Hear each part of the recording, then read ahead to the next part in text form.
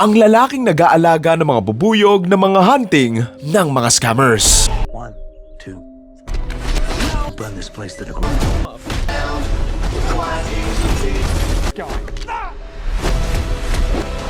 We have to kill.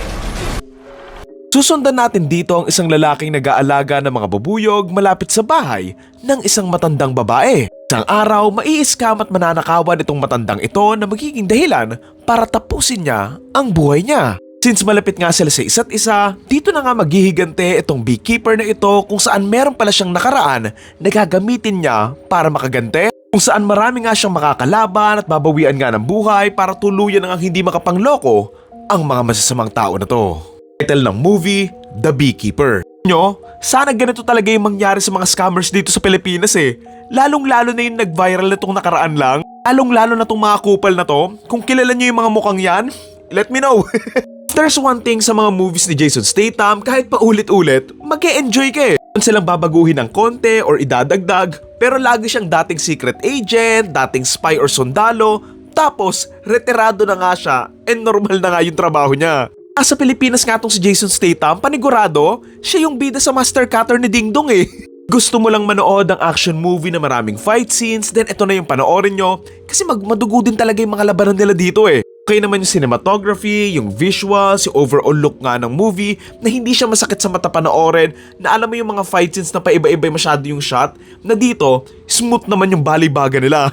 Creative naman yung mga fight scenes, katulad nga doon sa office nga ng mga scammers, doon sa gas station, sa mansyon, and syempre, yung sa hallway, grabe yun eh. Yung favorite na fight scene ko dito eh. Yung kilalaban niya yung malaking kalaban. Kaya nga yun bilang villain eh, kasi may potential sana siya, kaso ayun, sa dulo lang talaga siya pinakita and ginamit. Again, sobrang typical nga lang ng kwento nito, pero good enough na mag-e-enjoy ka pa rin. Alam mo yon, maghihigante siya sa mga scammers na sobrang satisfying bilang isang taong ayaw din sa mga manloloko, lalo na yung mga nanloloko ng mga inosenteng tao. Kumbaga irunot mo talagang manalo si Statham dito eh, kasi ayaw naman din natin ng mga nananamantala ng ibang tao, lalo na yung mga matatanda eh.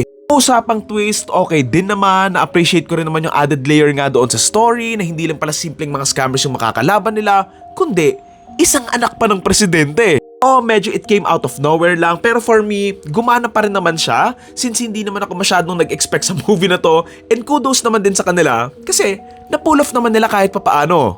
Ang nagustuhan ko pa nga sa character nga ni Jason Statham dito, hindi naging problema sa kanya kahit anak pa ng presidente yung kaaway niya eh. Never in-address ng character nga niya doon sa story, and it shows kung gaano nga siya katapang and kawalang pake na nakakatawa lang talaga yon.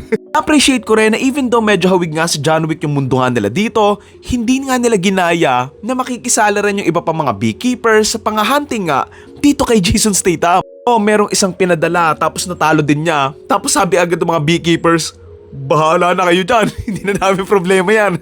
So again, typical Jason Statham type of action thriller movie nga ito, and it's just your usual cheesy plot na serviceable naman kahit papaano. Siguro in terms of writing, hindi lang nila masyadong nagamit yung anak nga nung matanda na babaeng pulis nga, na ang ganda sana ng bubog and conflict niya, pero wala siyang masyadong naambag nga doon sa movie. Wala siyang masyadong vital na naitulong nga kay Statham, given na dahil nga sa nanay niya, kaya nga ginagawa ni Jason Statham yung ginagawa nga niya dito. Alam mo yun, and maliban sa pinatakas nga niya si Statham sa dulo, wala. Ayun lang yung ambag niya. Kumbaga kahit wala siya sa story, mag-work pa rin yung kwento eh. So yun, anyway, ang title ng movie ay The Beekeeper, and ang torta rating ko for this film ay 6.5 out of 10.